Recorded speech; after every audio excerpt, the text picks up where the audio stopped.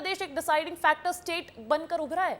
लोकसभा चुनाव 2024 के लिए हुई मतगणना में यूपी में बीजेपी को करारा झटका लगा है। प्रदेश की 80 सीटों में से बीजेपी को सिर्फ 32 सीटों पर जीत मिल पाई है। सपा 38 सीटों पर विजय के साथ सूबे की सबसे बड़ी पार्टी बनकर उभरी है। वहीं कांग्रेस को 6 सीटों पर जीत मिली है।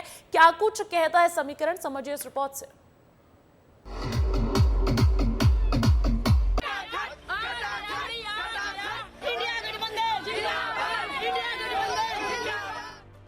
चार जून, वो तारीख जिसका पूरा देश इंतजार कर रहा था। 4 जून तो आ गई, लेकिन कौन जानता था कि इस तारीख के दामन में इतने राज छुपे हुए हैं।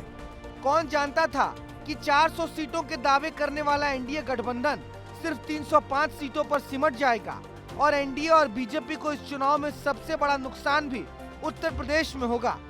80 सीटों के साथ उत्तर प्रदेश देश का सबसे बड़ा राज्य है, लेकिन देश के सबसे बड़े राज्य ने ऐसा रंग दिखाया कि बीजेपी के झंडे का भगवा रंग भी फीका पड़ गया। आखिर ऐसा क्या हुआ जो राजनीतिक गलियारों के इस प्रमुख चौराहे ने बीजेपी की तेज रफ्तार में चले आ रही गाड़ी को ही लाल बत्ती दिखा दी।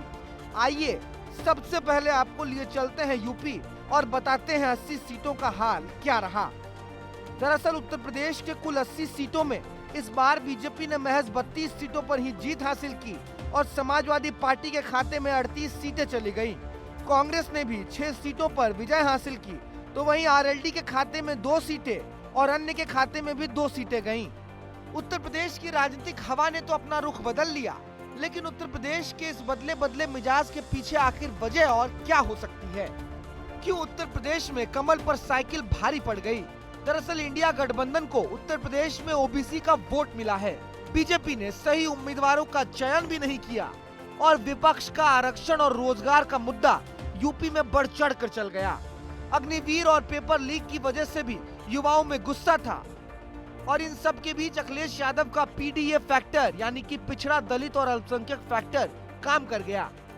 अब उत्तर प्रदेश के इस बदले मिजाज को देखकर सपा प्रमुख अखिलेश यादव का मिजाज भी खुश हो गया। यूपी के तबीयत खुश कर देने वाले रिजल्ट को देखकर इंडिया खेमे की तरफ से बधाइयों का तांता लग गया है और इंडिया ब्लॉक के बड़े बड़े नेताओं ने सोशल मीडिया और मीडिया के जरिए अपनी खुशी भी जाहिर की। मैं तो पहले कहूंगा, ये जो रिजल्ट है जनता की रिजल्ट है और ये जनता की जीत है और लोकतंत्र की जीत है। रुझान आ रहे हैं उनसे स्पष्ट है कि भाजपा को जनता ने नकार दिया है। भाजपा 230 से 240 के बीच में आ गई, यानी कि उनको स्पष्ट बहुमत नहीं मिला।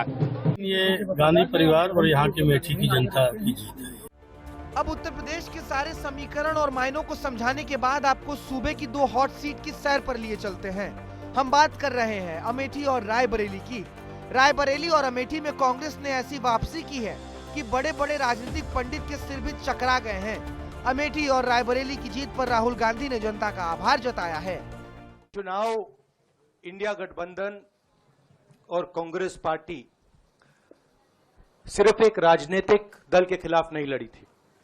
ये चुनाव हम बीजेपी एक राजनीतिक दल, हिंदुस्तान के इंस्टीट्यूशंस, हिंदुस्तान का जो पूरा गवर्नेंस का स्ट्रक्चर है, इंटेलिजेंस एजेंसीज, सीबीआई, ईडी, ये सब आधी जुडिशरी, इन सब के खिलाफ हम लड़े थे। एनडीए गठबंधन ने बहुमत के आंकड़े को जरूर पार किया, लेकिन उत्तर प्रदेश से लेकर महाराष्ट्र तक बीजेपी का हाल बदहाल ही रहा।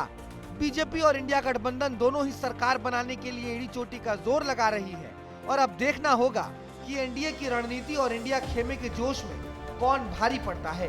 ब्यूरो रिपोर्ट, विस्तार न्यूज।